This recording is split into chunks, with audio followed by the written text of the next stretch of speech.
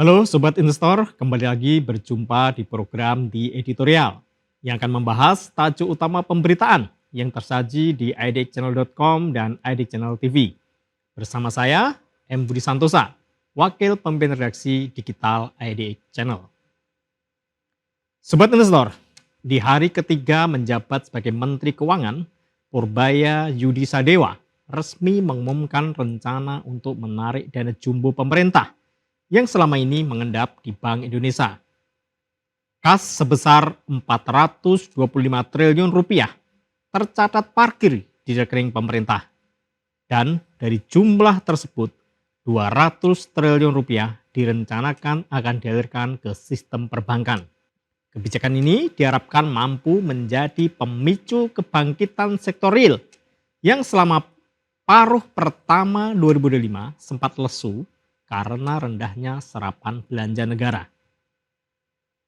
Rencana ini membawa makna strategis karena menyentuh inti masalah ekonomi domestik belakangan ini, yaitu lemahnya daya dorong fiskal. Selama 2 kuartal pertama 2025, pertumbuhan belanja pemerintah tercatat negatif, sehingga kontribusinya terhadap pertumbuhan ekonomi menjadi minim. Padahal, dalam struktur produk domestik bruto atau PDB, konsumsi pemerintah bersama konsumsi rumah tangga menjadi penopang utama.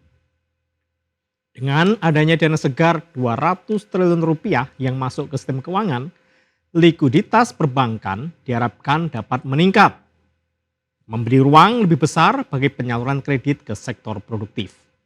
Dari sisi makro, langkah ini diproyeksikan menambah dorongan pada pertumbuhan uang primer, yang kemudian diterjemahkan menjadi peningkatan kredit swasta.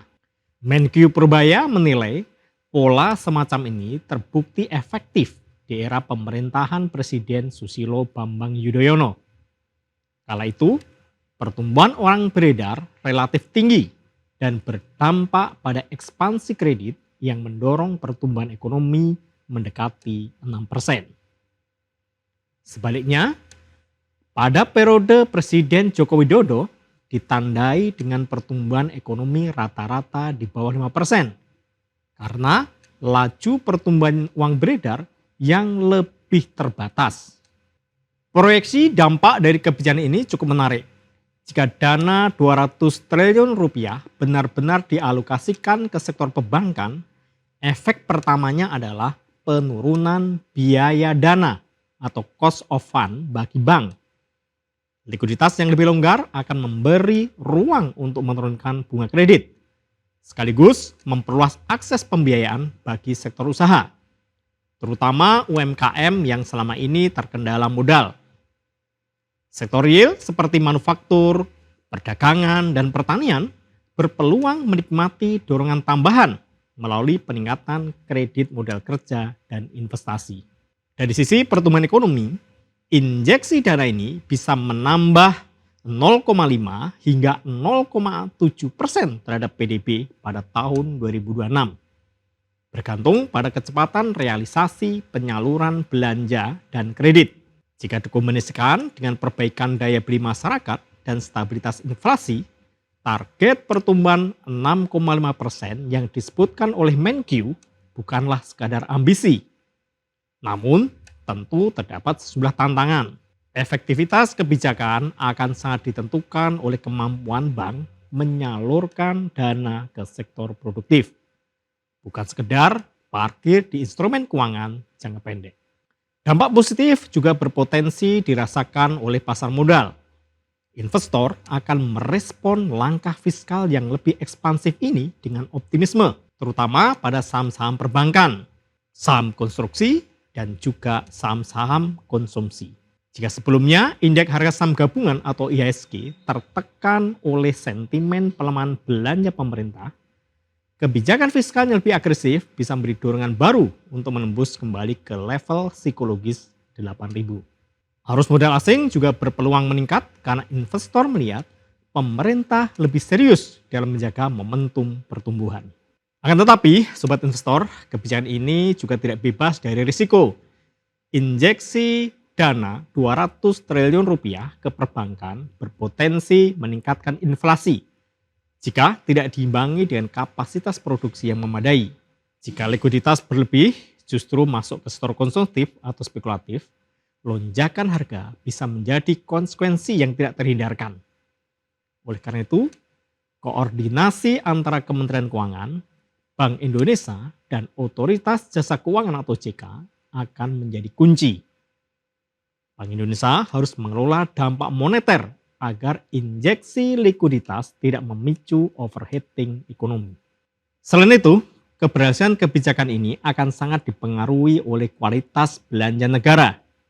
Jika alokasi anggaran tepat sasaran, misalnya pada infrastruktur dasar, pendidikan, kesehatan, dan program padat karya, multiplier efek terhadap ekonomi akan lebih besar.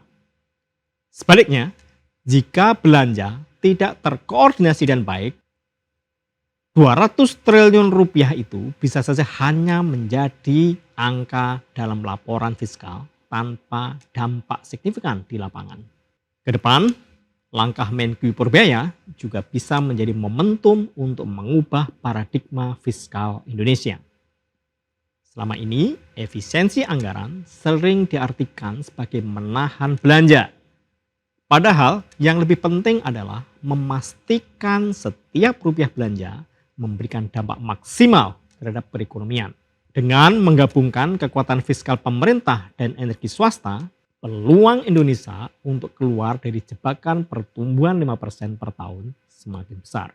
Bila dijalankan dengan konsisten, kebijakan ini tidak hanya berpotensi mengangkat pertumbuhan ekonomi dalam jangka pendek, tetapi juga membuka jalan bagi transformasi struktural. Sektor UMKM bisa naik kelas dengan dukungan kredit lebih besar. Industri manufaktur bisa memperluas kapasitas, sementara pembangunan infrastruktur bisa dipercepat. Sinergi antara belanja pemerintah dan investasi swasta akan menciptakan fondasi yang lebih kokoh bagi ekonomi Indonesia. Dengan demikian, dana 200 triliun rupiah yang ditarik dari rekening pemerintah di Bank Indonesia bukan sekedar angka teknis fiskal, melainkan simbol pergeseran strategi menuju kebijakan yang lebih proaktif. Bila berhasil, kebijakan ini bisa menjadi titik balik, mengantarkan Indonesia ke era pertumbuhan ekonomi yang lebih tinggi, lebih inklusif, dan lebih berkelanjutan. Demikian program The Editorial edisi kali ini. Saya Embudi Santosa pamit undur diri. Pantau terus berita ekonomi, bisnis dan pasar modal hanya di IDEC Channel TV, idecchannel.com, dan media sosial IDEC Channel. Sampai jumpa.